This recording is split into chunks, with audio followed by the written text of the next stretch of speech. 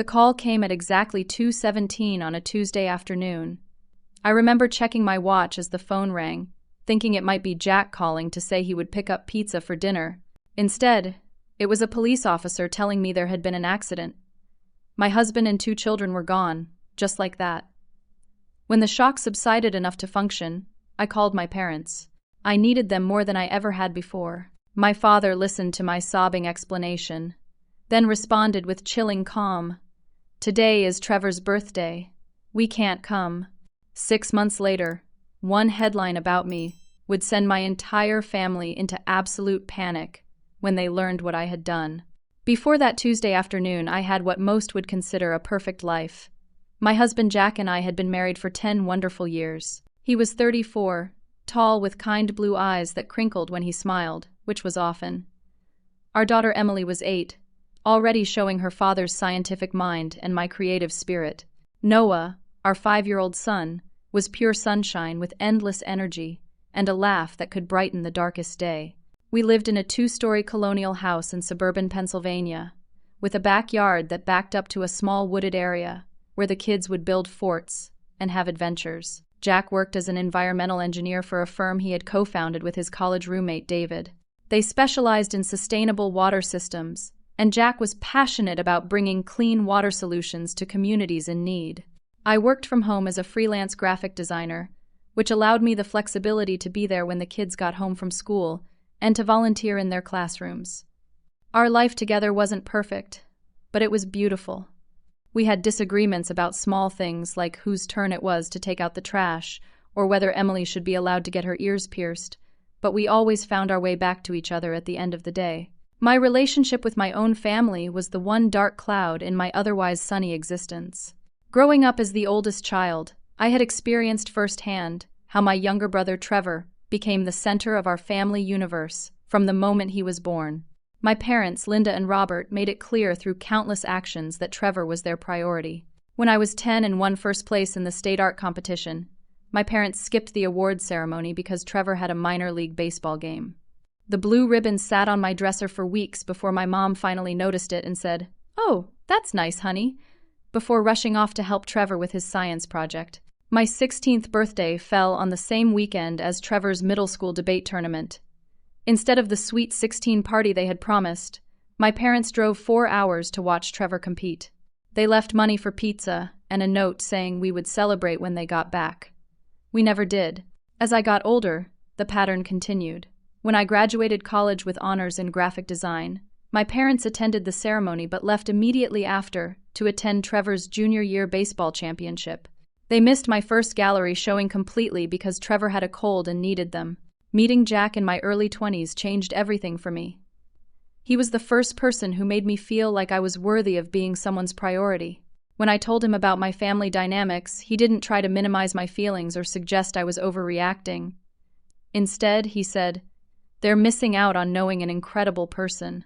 With Jack by my side, I found the strength to establish healthier boundaries with my family while still trying to maintain some relationship with them. We limited visits to major holidays and occasional family gatherings. I called my mother every couple of weeks for brief conversations that remained superficial. They knew about their grandchildren, but had only seen them a handful of times, despite living just 2 hours away. Trevor, now 30, had followed in our father's footsteps into environmental engineering, though he worked for a large corporate firm rather than a smaller mission-driven company like Jack's. The morning of the accident was like any other Tuesday. Jack made pancakes shaped like dinosaurs while I packed lunches. Emily complained that her math teacher gave too much homework, while Noah built a tower of cereal boxes that crashed to the floor, sending Cheerios scattering across the kitchen tiles. We all laughed as we scrambled to clean up before the school bus arrived. Jack kissed me goodbye at the door, his lips tasting like coffee and maple syrup. "Love you, Azaria," he said, his blue eyes crinkling at the corners. "See you tonight." Emily gave me a quick hug, already too cool at 8 years old for excessive affection. Noah wrapped his arms around my legs and looked up with his gap-toothed smile. "Bye, Mommy. I'm going to draw you a picture of a robot unicorn today." I watched from the porch as Jack loaded them into our silver SUV, waving as they pulled out of the driveway. Emily had her nose already buried in a book in the back seat. Noah pressed his face against the window, making silly faces at me until they turned the corner and disappeared. I had no way of knowing that this ordinary morning would be the last time I would ever see them. That instead of my family returning home that afternoon, police officers would arrive at my door with news that would shatter my world forever. The police officers who came to my door looked impossibly young. There were two of them, a man and a woman, both with solemn expressions that told me something was terribly wrong before they even spoke. "Mrs. Sullivan?" the female officer asked. I nodded, my hand clutching the door frame for support as a cold feeling spread through my chest. "There's been an accident on Highway 76, she said gently. "Your husband's vehicle was involved. I'm so sorry, but we need you to come with us to Mercy Hospital." The next hours passed in a blur of sterile hallways and gentle voices, using words like multi-vehicle collision and impact and instantaneous. A truck driver had fallen asleep at the wheel, crossing the median and causing a 6-car pileup. Jack's SUV had been hit directly. They told me it happened quickly, that none of them suffered. As if that was supposed to be some kind of comfort. I sat alone in a private waiting room, staring at the generic landscape painting on the wall, while a social worker hovered nearby, offering tissues and coffee I couldn't drink. My body felt disconnected from reality, like I was floating above the scene watching someone else's tragedy unfold. When I could finally form coherent thoughts, I reached for my phone with trembling hands and called my parents. It rang 4 times before my father answered, sounding irritated at the interruption. "Dad," I managed to say, my voice breaking, "there's been an accident. Jack and the kids. They're gone. They're all gone. I need you and Mom to come. Please." There was a pause, and I could hear music and laughter in the background. The birthday party was clearly in full swing. "Today is Trevor's birthday," my father said, his voice matter of fact. "We can't come right now, Azaria. We've got 30 people here." I couldn't believe what I was hearing. "Dad, did you hear what I said? Jack, Emily, and Noah are dead. I need my family right now." "I heard you," he replied, "and I'm very sorry for your loss. But we've been planning this party for months. Trevor only turns 30 once." In the background, I could hear my mother asking what was wrong. My father covered the phone partially, but I could still hear him say, "It's Azaria. Jack and the kids were in an accident. They didn't make it." My mother came on the line. "Oh, Azaria, that's terrible news. Are you at the hospital? Do you have someone with you?" "No, Mom," I whispered. "I don't have anyone. That's why I'm calling you."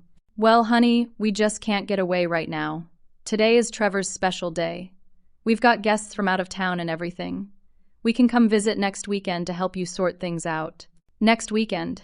As if I was dealing with a flooded basement or a minor inconvenience, rather than the complete destruction of my entire life. "Let me talk to her," I heard Trevor say. Then his voice came through the phone, slightly slurred from what I assumed was birthday champagne. "Hey, sis. I'm so sorry about Jack and the kids.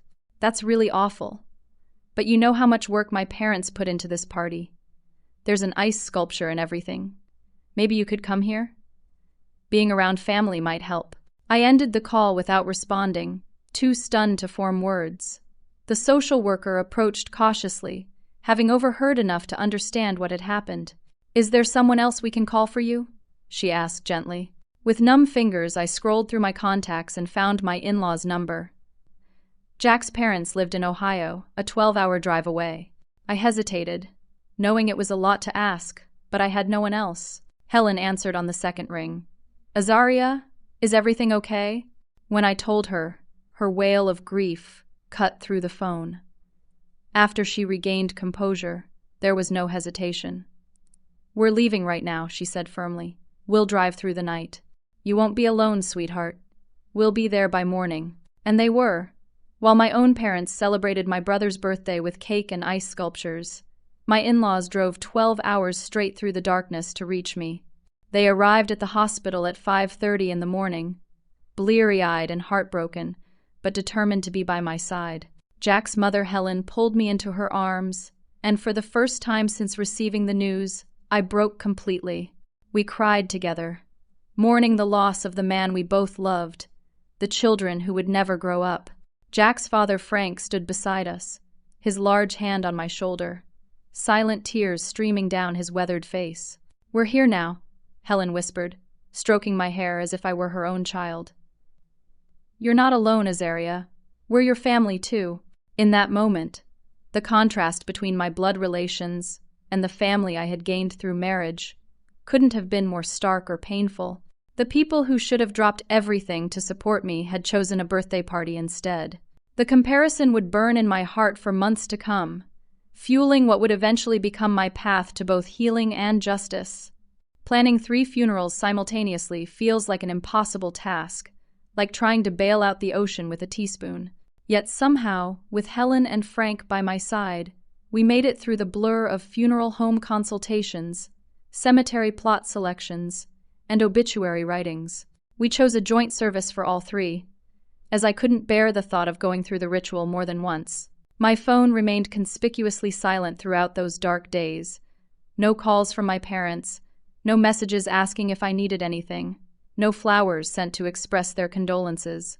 The absence of their support was as palpable as a physical void, an empty chair in a crowded room that everyone notices but no one mentions. Helen took over when I couldn't function, gently guiding me through decisions about caskets and floral arrangements while Frank handled the paperwork and financial details. Jack's colleagues from work organized meals, creating a schedule so that food appeared on my doorstep like clockwork.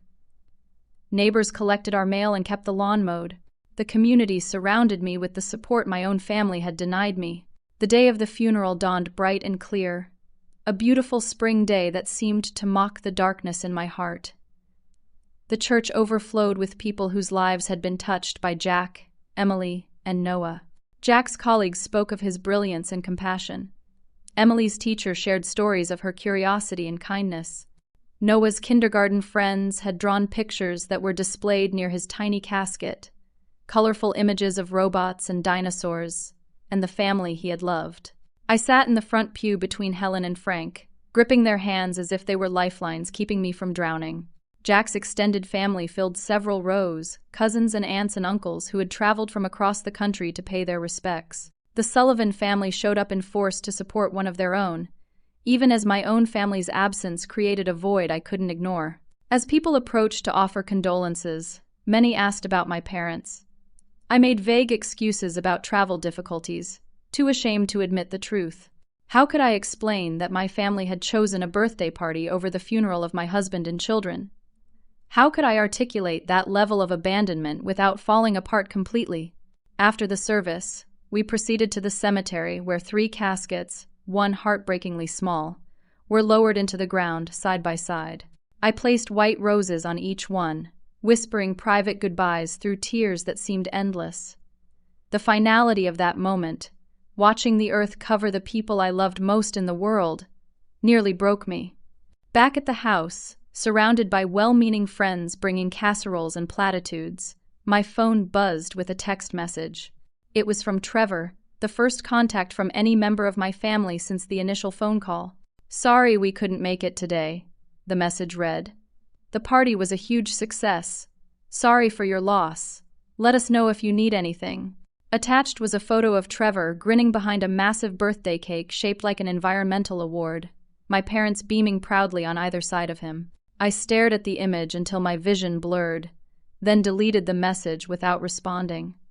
What could I possibly say? The weeks after the funeral passed, in a haze of paperwork and painful firsts. The first night alone in our bed. The first morning without pancake breakfasts and school lunches. The first time I opened the door to Emily's room, only to close it immediately, unable to face the stuffed animals arranged carefully on her bed or the half-finished art project on her desk. Noah's room remained similarly untouched, his toy cars still lined up precisely where he had left them on his last morning on Earth. Helen and Frank stayed for 3 weeks, sleeping in our guest room and gently keeping me functioning. They made sure I ate something each day and reminded me to shower. They fielded calls from insurance companies and helped me sort through the immediate, practical concerns that death brings in its wake. When they finally had to return to Ohio, I promised I would visit soon, though we all knew it might be months before I could face the journey. After they left, the silence in the house became oppressive. I moved mechanically through each day, going through the motions of living without actually participating in life. Friends checked in less frequently as the weeks passed, returning to their own busy lives with intact families and ordinary problems. 1 month after the funeral, a letter arrived from Jack's firm.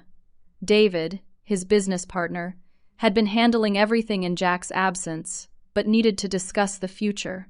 With reluctance, I agreed to meet him at the office Jack had helped build from the ground up. Walking into Sullivan Reed Environmental Engineering felt like stepping into a museum dedicated to a past life. Photos of Jack receiving awards lined the hallway.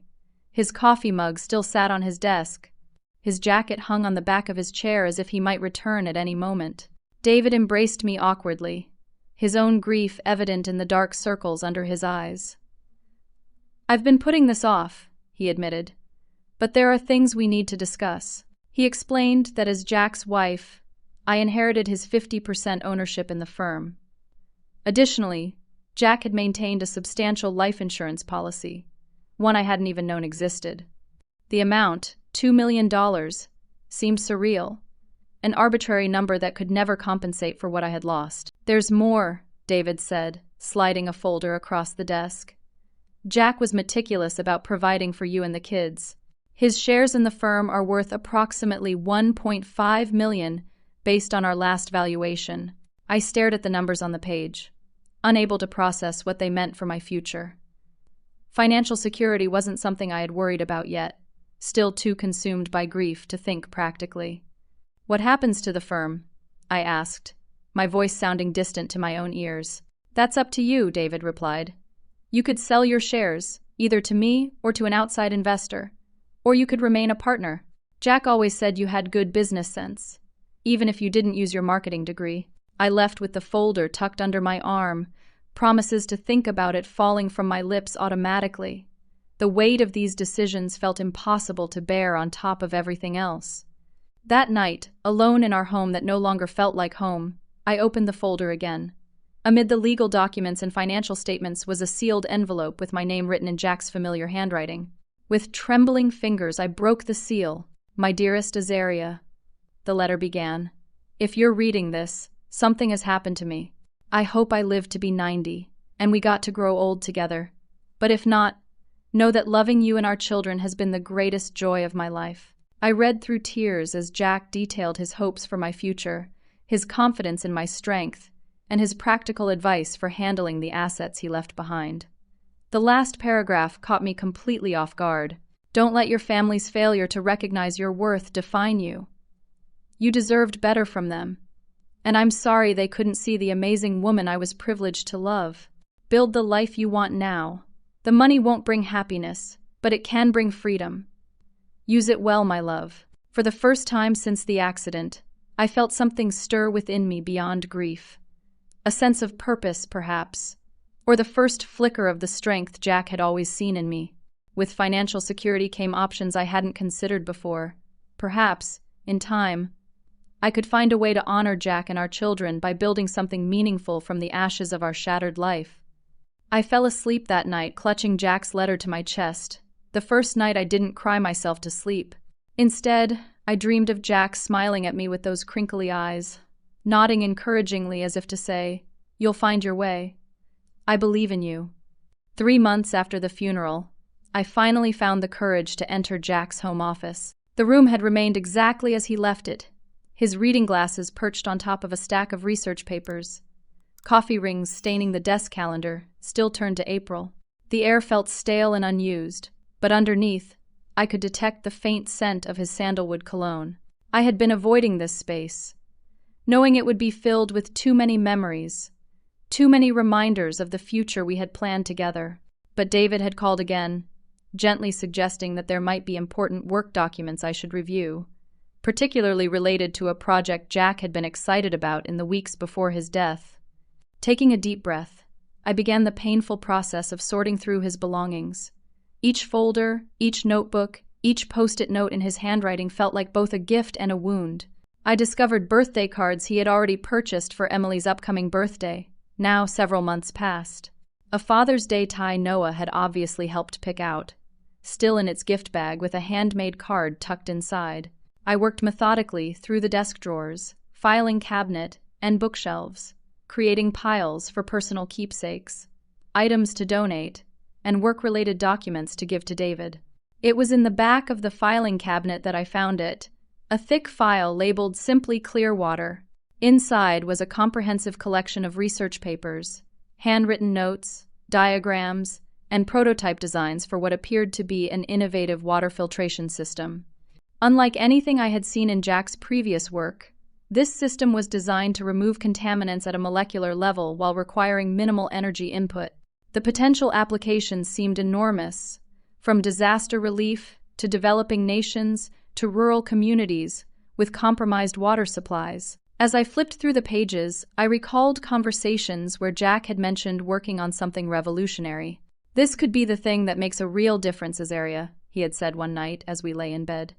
"Not just another engineering solution, but something that could change lives on a global scale." I hadn't fully understood the significance then, caught up in the daily routine of raising 2 active children and managing my own work deadlines. Now, looking at the extensive research before me, I began to grasp just how important this project had been to him. At the back of the file was a USB drive labeled Clearwater Simulations. I plugged it into Jack's computer and spent hours reviewing detailed testing data, computer models, and video recordings of early prototype tests. The technology wasn't just theoretical, I realized. Jack had already begun proving its viability. The next day, I called David and arranged to meet him for coffee, bringing the Clearwater file with me. His eyes widened as he flipped through the research. "I knew he was working on something big," David said, shaking his head in amazement. "He kept it pretty close to the vest, though. Said he wanted to make sure all the kinks were worked out before bringing it to the company formally." "How far along is it?" I asked. "Could it be completed?" David studied the technical specifications more carefully. "With the right team, absolutely. The core concept is solid. There would be extensive testing required, certification processes, but..." He looked up at me with the first genuine smile I had seen from him since before the funeral. "This could be huge, Azaria. Game-changing." "Was anyone else working with him on this?" I asked. "Not from our company," David replied. He mentioned consulting with a professor from his alma mater on some of the chemical processes, but this was his baby. He was very protective of it until he had the patent secured. "Patent?" The word caught my attention. "Did he file one?" David shook his head. He was in the preliminary stages of preparing the application. These things take time, and he wanted everything perfect before submitting. That night, I couldn't sleep. My mind raced with possibilities. For months, I had been merely existing, going through the motions of life without purpose or direction. Now, something had awakened in me, a sense of purpose connected to Jack's unfulfilled vision. What if I could complete what he started? I had a marketing degree and basic business knowledge from helping Jack with the administrative side of his company in its early days. I understood enough about environmental engineering to grasp the importance of what he had created, if not the technical specifications. The next morning, I made a decision that would ultimately change everything. I would dedicate myself to bringing Jack's invention to fruition. It would be his legacy, a way to ensure that his brilliant mind continued to make a difference in the world even after his death. I called David and arranged a meeting with the entire engineering team at Sullivan Reed. Standing in the conference room where Jack had presented countless projects, I felt a strange calm settle over me.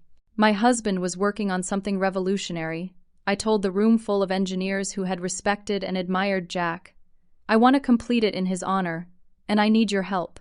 Over the next weeks, I immersed myself in learning everything I could about water filtration technology, environmental engineering principles, and patent law. I hired a consultant to help me understand the technical aspects that were beyond my expertise. I sat in on team meetings, asking questions and taking copious notes, determined to understand every aspect of the project Jack had been so passionate about. As word spread about the Clearwater project, I received an unexpected call from my mother. "We've been worried about you," she said, as if 3 months of silence was perfectly normal. "Your father and I thought we should check in." The timing of her sudden concern struck me as odd. When I mentioned that I was working on completing one of Jack's projects, her tone shifted subtly. "Oh? What kind of project?" I gave her only vague details, some instinct holding me back from sharing too much. After we hung up, I sat staring at my phone, puzzled by the interaction. It was the first time my mother had called since the funeral, and something about it felt off. My answer came 2 days later when I received a LinkedIn notification. Someone had viewed my profile, a name I recognized. Trevor Sullivan, environmental technology specialist at Green Tech Industries. A quick search confirmed what I hadn't known, or perhaps had never paid attention to. My brother worked for one of the largest environmental technology corporations in the country, a direct competitor to Jack's smaller, more idealistic firm. A company that would benefit enormously from access to Jack's Clearwater technology. The realization hit me with stunning clarity. My family hadn't suddenly developed concern for my well-being. They had somehow learned about Jack's invention, and Trevor wanted access to it. That evening, as I continued reviewing Jack's notes, I found a journal entry that made my blood run cold. Dated just 2 weeks before the accident, Jack had written, "Meeting with Trevor Sullivan from Green Tech today. Unsure how he learned about Clearwater. Politely declined their interest in acquiring the tech. Explained our mission to make this accessible to those who need it most, not just profitable markets." He seemed unhappy with my position. Mentioned his father might reach out to talk some sense into me.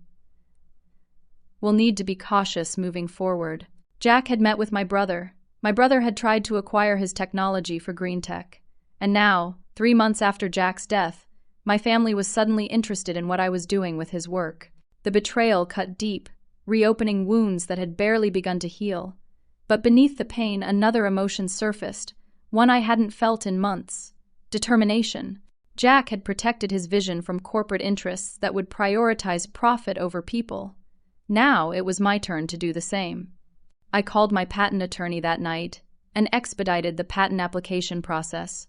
Whatever happened next, I would ensure that Jack's legacy remained true to his values, even if it meant protecting it from my own family. 2 months of intensive work on the Clearwater project had transformed me. Where grief had hollowed me out, purpose now filled the void.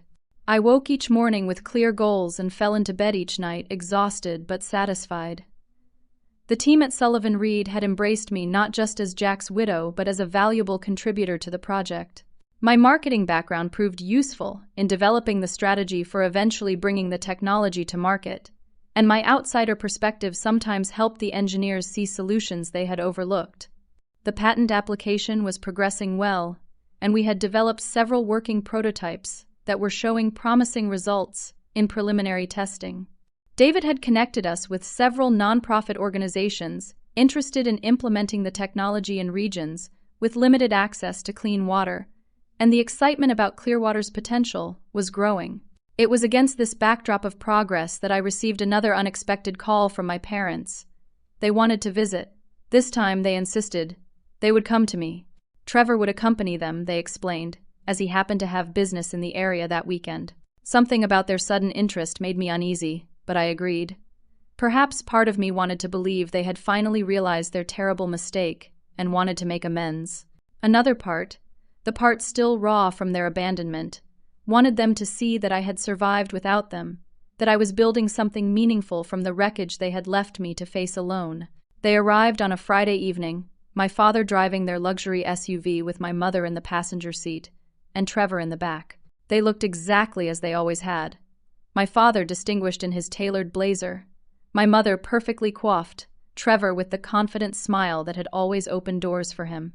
"The house looks good," my mother commented as I led them inside, as if she was evaluating a property rather than offering condolences. She glanced around the living room where photos of Jack, Emily, and Noah still covered the walls, but quickly averted her eyes from these visual reminders of the family members whose funeral they had skipped. "We've been so worried," my father said, settling himself in what had been Jack's favorite armchair without asking. "You've been through so much." The conversation remained stilted and superficial through dinner, which I had ordered from a local restaurant, unable to summon the energy to cook for people who had hurt me so deeply. They asked carefully worded questions about how I was coping, but no one mentioned the funeral directly. It was as if they had collectively decided to pretend their absence had never happened. Trevor seemed particularly interested in my activities. "David mentioned you've been spending a lot of time at Jack's office," he said casually. "That must be difficult, being surrounded by his things." "Actually, it's been healing," I replied carefully. I'm working on completing one of his projects. It helps me feel connected to him. Trevor leaned forward. What kind of project? Something for Sullivan Reed? Something important to Jack, I said, deliberately vague. A water filtration system he was developing. Trevor and my father exchanged a quick glance that didn't escape my notice. That sounds fascinating, Trevor said, his tone too enthusiastic to be genuine. I'd love to hear more about it. Maybe I could even offer some insights from my work at GreenTech. Before I could respond, my mother jumped in with questions about my plans for the house, effectively changing the subject. The evening continued with uncomfortable small talk until I pleaded exhaustion and showed them to the guest rooms I had reluctantly prepared. That night I found myself unable to sleep, listening to the unfamiliar sounds of other people moving through my home. Around midnight I heard someone walking quietly downstairs. Curious, I slipped out of bed and made my way to the top of the stairs. Trevor's voice drifted up from Jack's home office, speaking in hushed but urgent tones. I'm telling you, it's the real deal. Yes, I'm looking at the preliminary designs right now. Revolutionary approach to molecular filtration. Could be worth millions if we can secure the rights before the patent goes through. Anger burned through me as I realized he was searching through Jack's office, presumably on the phone with someone from GreenTech. I moved silently back to my bedroom, closed the door, and leaned against it, heart pounding. So that was why they had suddenly decided to visit. Not out of concern for me, not to make amends for their unforgivable behavior, but because Trevor wanted Jack's research for his company. I waited until morning to confront them, wanting to be calm and clear-headed. Over breakfast, which my mother had prepared as if she had a right to take over my kitchen, I asked the question directly. Why are you really here? The three of them exchanged glances before my father cleared his throat. We told you, Azaria. We've been worried about you. After 5 months of complete silence, I challenged. You didn't call when my husband and children died. You didn't come to their funeral. You didn't check on me once, and now suddenly you're concerned? Trevor shifted uncomfortably in his seat. Sis, we know we messed up. We're trying to make it right. By going through Jack's office in the middle of the night? I asked, my voice deceptively calm. By calling your colleagues at GreenTech to discuss his unpublished research? The shock on Trevor's face confirmed my suspicions. My mother gasped, but my father's expression hardened. You're being irrational, he said dismissively. Trevor was just trying to help. If Jack was working on something important, wouldn't you want it developed by a company with the resources to do it properly? GreenTech could acquire the technology, develop it fully, and make millions while restricting access to those who can afford to pay. I finished for him. That's not what Jack wanted for this project. Be reasonable, Azaria, my mother interjected. You're a widow with no income. This could secure your future. I stared at her in disbelief. My future is already secure, Mom. Jack made sure of that. What I'm doing now isn't about money. It's about honoring his vision. Trevor leaned forward, his expression earnest. Look, I understand you want to preserve Jack's legacy, but let's be practical. Sullivan Reed is a small firm with limited reach. At GreenTech, we could implement this technology globally. For profit, I countered. Jack wanted this technology to help communities without access to clean water, not to maximize shareholder value. My father's patience visibly thinned.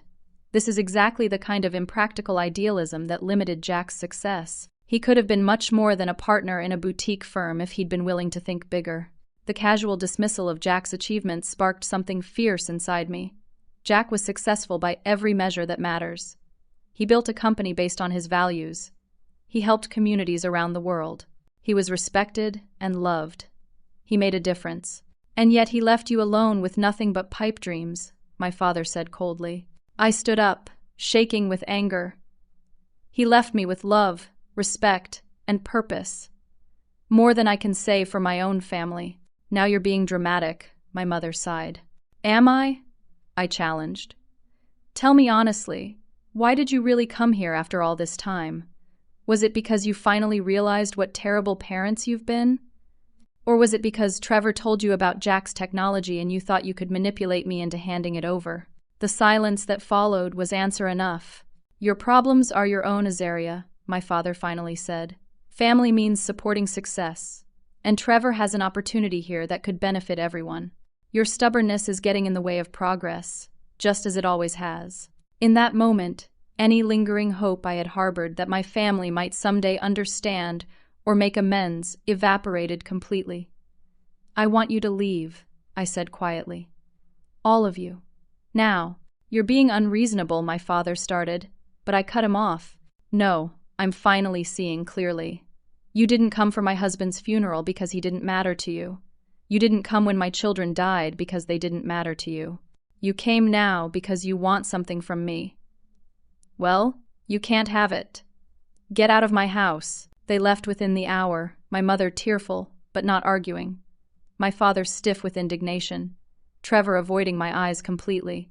As their car pulled away, I felt a strange lightness, as if a burden I had carried my entire life had finally been set down. That night, I returned to Jack's office to assess whether Trevor had taken anything important. The room looked undisturbed at first glance, but when I tried to boot up Jack's computer, I discovered it was missing. The tower that had been tucked under his desk was gone, along with several files from the Clearwater project. Trevor had stolen from me, from Jack's legacy, from our family home. The betrayal was complete, but rather than crushing me, it hardened my resolve. I would not let them win. I would not let them take the last piece of Jack I had left, the project that had meant so much to him. I called David immediately, explaining what had happened. Together, we would need to act quickly to protect everything Jack had worked for, not just from my family, but from the corporate interests they represented. The battle lines were drawn, and for the first time in my life, I was ready to fight back against the family that had always made me feel less than worthy. The morning after my family's visit and Trevor's theft, I filed a police report. The responding officer was sympathetic but realistic about the chances of recovering Jack's computer or pressing charges that would stick. Family disputes over property are complicated, he explained gently, especially when the items in question belong to a deceased spouse. Your brother could claim you gave him permission, or that he thought the computer was being given to him. It was frustrating but not surprising. Throughout my life, Trevor had always managed to avoid consequences for his actions. This time would be different, though. This time, I had too much at stake to back down. Thankfully, Jack had been meticulously organized and forward-thinking. Most of his research was backed up on secure servers at Sullivan Reed, and I had already scanned many of his handwritten notes into digital files. The USB drive containing his simulations was safely in my possession, as were the most critical aspects of his design. Trevor had stolen components of Jack's work, but not enough to replicate the Clearwater system completely. Nevertheless, we needed to move quickly. I called an emergency meeting with David and the engineering team at Sullivan Reed, explaining the situation in full detail. Trevor works for Green Tech, I told them, one of the largest environmental technology corporations in the country, and a direct competitor. He stole Jack's computer and some of the Clearwater files. We have to assume he's going to try to use what he took to recreate the technology or file a competing patent. The team was outraged on Jack's behalf. Many of them had worked with him for years and understood exactly how personal and important this project had been to him. What do we need to do? David asked, his usual calm demeanor replaced by determined focus. First, we expedite the patent application, I said decisively. I've already called our patent attorney. She's clearing her schedule to help us file immediately. Second, we need to document everything we have and secure all our remaining research. Third, we continue development at an accelerated pace. The further along we are, the stronger our position. Over the next days, I barely slept, working alongside Jack's team to organize every scrap of research, every test result, every design iteration into comprehensive documentation for the patent application. Our attorney, a brilliant woman named Stephanie, who had handled all of Sullivan Reed's previous patents, worked through the weekend to prepare the necessary filings. This is one of the most innovative designs I've seen in years, she told me after reviewing the technical specifications. Jack was onto something truly revolutionary here. 3 days after Trevor's visit, we submitted a comprehensive patent application for the Clearwater filtration system, establishing our legal claim to Jack's invention. It was a significant step, but I knew it was just the beginning of what could be a long battle.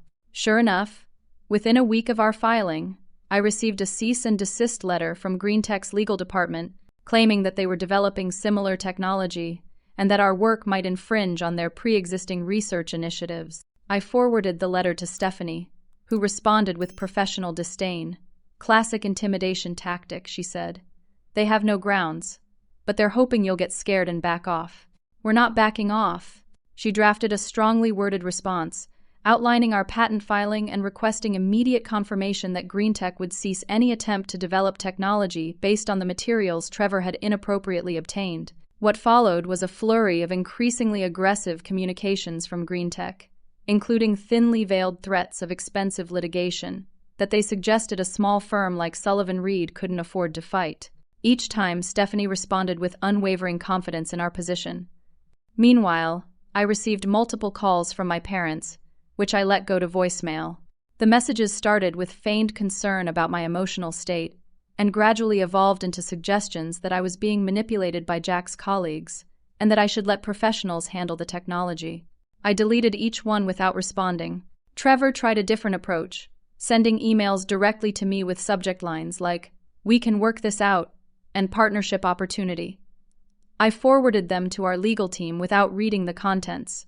Using part of the insurance money Jack had left me, I invested in additional security measures for our home and the Sullivan Reed offices. I also hired a forensic IT specialist to ensure that our computer systems were secure from potential corporate espionage. 2 months after filing our patent, we received troubling news from an industry contact. GreenTech was preparing to announce a breakthrough in water filtration technology at an upcoming environmental conference. They were calling it the Genesis filter and claiming it represented a paradigm shift in water purification. David managed to obtain a copy of the conference abstract. One glance confirmed our fears. The technical description contained elements unmistakably derived from Jack's work. "They're moving fast," David said grimly, "trying to establish public recognition before our patent is approved." I felt a cold anger settle over me, more focused than the emotional turmoil of grief. "Then we move faster," I replied. "We accelerated our prototype development, working around the clock to refine the technology. I authorized additional funding from my personal accounts to hire specialized engineers and procure the materials we needed. Every step forward strengthened our position. With Stephanie's guidance, we prepared for the possibility of litigation. If they go public with technology based on Jack's work, we'll be ready," she assured me. "We have the documentation to prove where and when these innovations originated." As the date of GreenTech's presentation approached, I received an unexpected call from a number I didn't recognize. Against my better judgment, I answered. "Azaria Sullivan?" The male voice was unfamiliar. "Yes. Who's calling?" "My name is Marcus Chen. I'm a reporter with Environmental Technology Today. I'm working on a story about innovative water filtration systems, and your name came up in connection with something called Clearwater technology." I hesitated, unsure how much to reveal to a stranger. "May I ask how you heard about Clearwater?" "Industry sources," he replied vaguely. "I understand there might be some controversy surrounding similar technology being developed by GreenTech Industries. I'd like to get your perspective."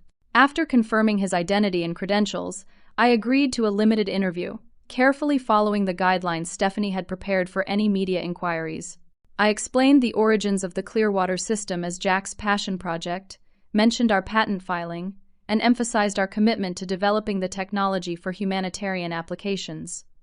"And what about GreenTech's Genesis filter?" Marcus asked. "They're claiming it as an internal development."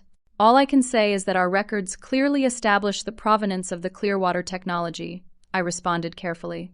"We're confident in our legal position." Before ending the call, I took a calculated risk. "Mr. Chen, are you aware that Trevor Sullivan, who recently joined GreenTech's development team for the Genesis filter, is my brother? And that he visited my home shortly before GreenTech began developing this technology?" There was a pause on the line. "That's an interesting connection," Marcus said slowly. "Would you be willing to discuss that aspect further, on the record?" "Not at this time," I replied.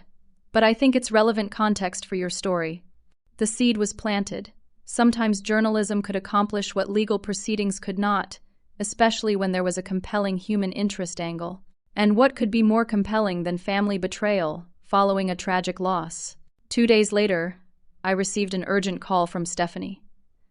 GreenTech has withdrawn from the conference, she announced triumphantly. They've issued a statement saying their Genesis filter requires further development before public presentation. It was our first real victory, but I knew it was temporary. GreenTech might have retreated, but they wouldn't give up entirely, not with the potential profits at stake. What's our next move? I asked. We go on offense, Stephanie replied. We've been reactive so far. It's time to take control of the narrative. With her guidance, we developed a comprehensive strategy, combining legal, technical, and public relations elements. First, we accelerated work on a fully functional prototype that could be demonstrated to potential partners. Second, we prepared documentation of our development timeline, establishing without question that Jack's work predated any similar research at GreenTech. Third, and most boldly, we planned our own presentation at the very conference GreenTech had abandoned. As these plans took shape, I received another call from my father. This time, I decided to answer. What do you want? I asked without preamble. This has gone far enough, Azaria, he said, his voice tight with anger. You're causing serious problems for Trevor's career. GreenTech is questioning his credibility because of your accusations. They're not accusations if they're true, I replied calmly. He stole Jack's research. Actions have consequences. Be reasonable, my father insisted. This could still work out for everyone. GreenTech is prepared to offer you a consultant position and appropriate compensation if you'll cooperate. The audacity was breathtaking. You still don't get it, do you? This isn't about money. This is about Jack's legacy, about doing what's right with the technology he created. This is about honoring my husband while you couldn't even be bothered to attend his funeral. That's ancient history, my father dismissed. You need to move forward. I am moving forward, I told him. Just not in the direction you want. Don't call again unless you're ready to apologize for what you've done. I ended the call feeling strangely liberated. For the first time in my life, I had stood up to my father without wavering or second-guessing myself. Jack would have been proud. The next weeks were a whirlwind of activity as we prepared for the conference. The Clearwater prototype exceeded even our optimistic expectations in testing, achieving purification levels that outperformed any existing technology on the market. The patent office responded favorably to our application, moving it into advanced review stages. Then, just 2 weeks before the conference, Marcus Chen published his article. The headline read, "Innovation or Appropriation? Family Drama Behind Competing Water Technologies." The piece was meticulously researched, tracing Jack's work on Clearwater and noting the suspicious timing of Trevor's access to the research and GreenTech's subsequent development of remarkably similar technology. While carefully avoiding direct accusations of theft, the article raised uncomfortable questions about ethics and intellectual property. The story spread quickly through industry circles, and within days was picked up by broader technology and business publications. GreenTech's stock price took a minor hit as investors questioned the originality of their upcoming product line. Then came the most surprising development of all. I received an email from a senior engineer at GreenTech, someone who had worked there for over 20 years. He had documentation showing that Trevor had presented Jack's research concepts as his own work, claiming he had developed them independently while consulting on environmental projects. "I've been uncomfortable with this situation from the beginning," the engineer wrote.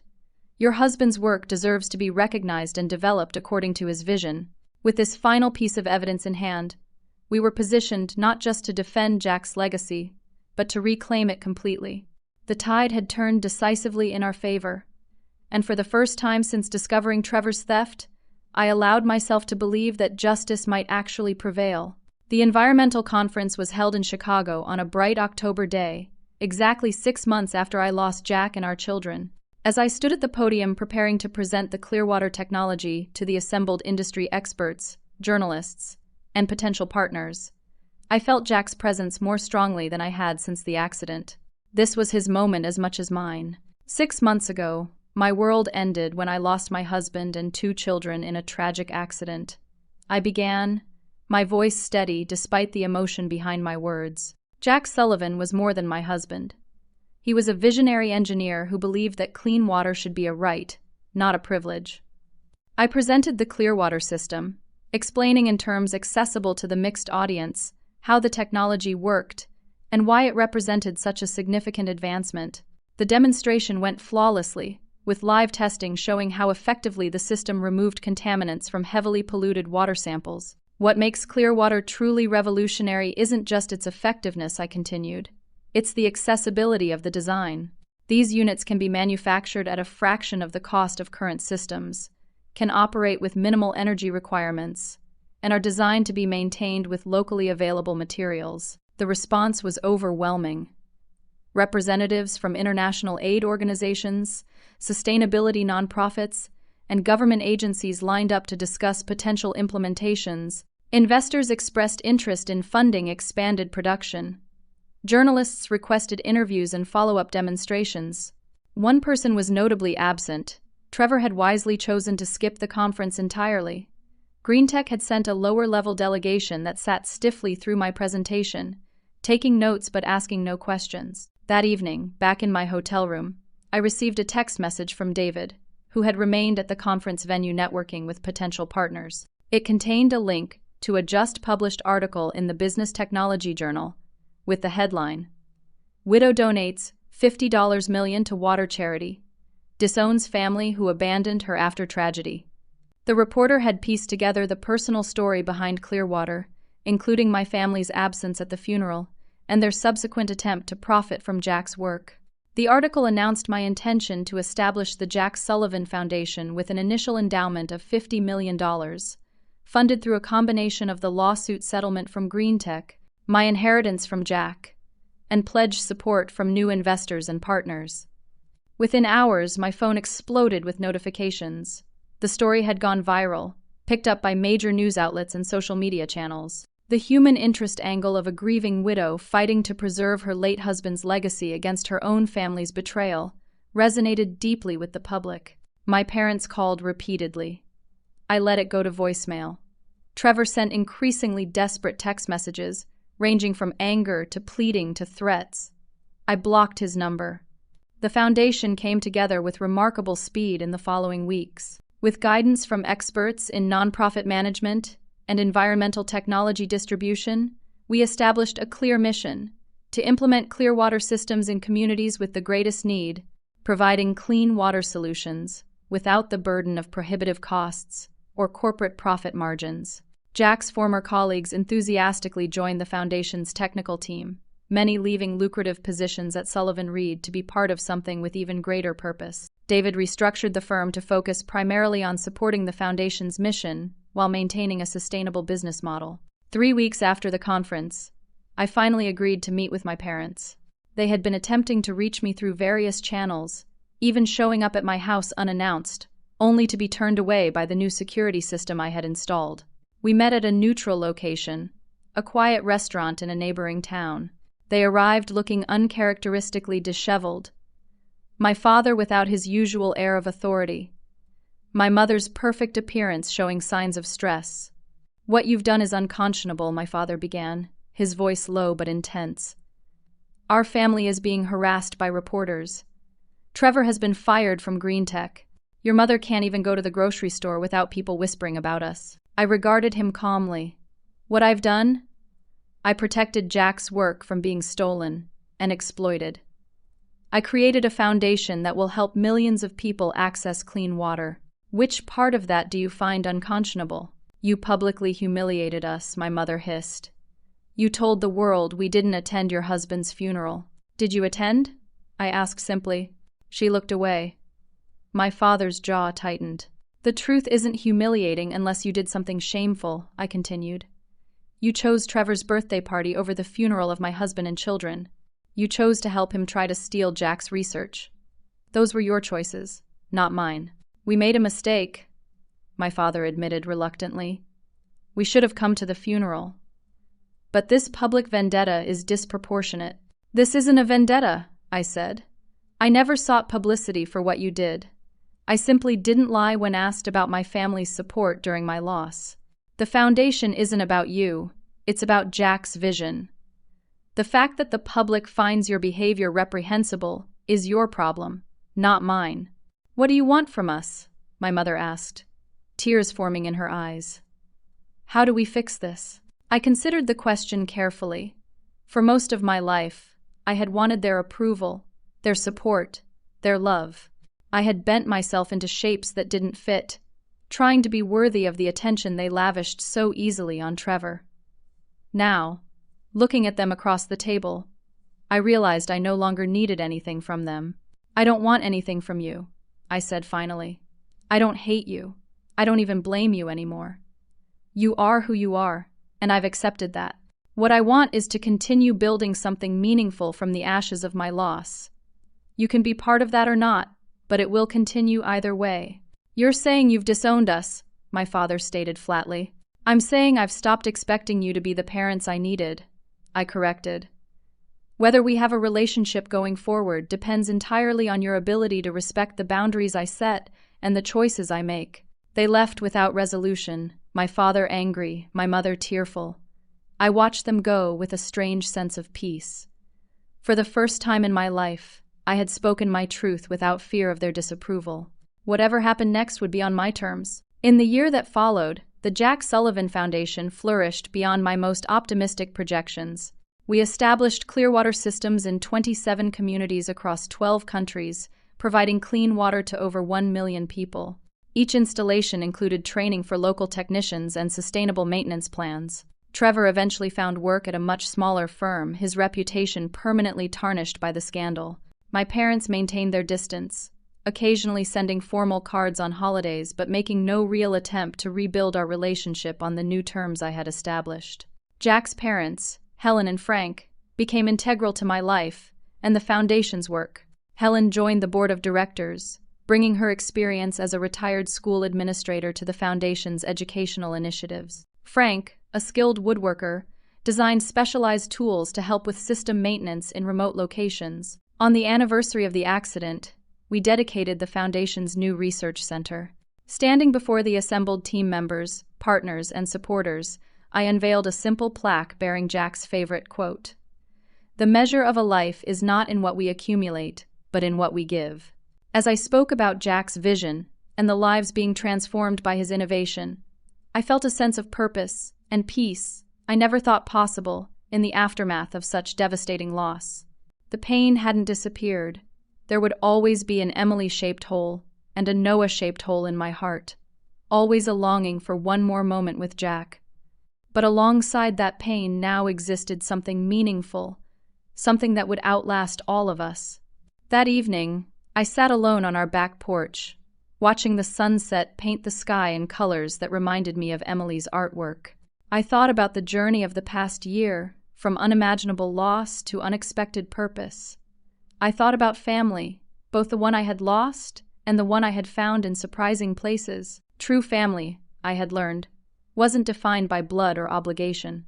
It was defined by who showed up when it mattered most, who supported your dreams rather than exploiting them, who recognized your worth without requiring you to prove it repeatedly.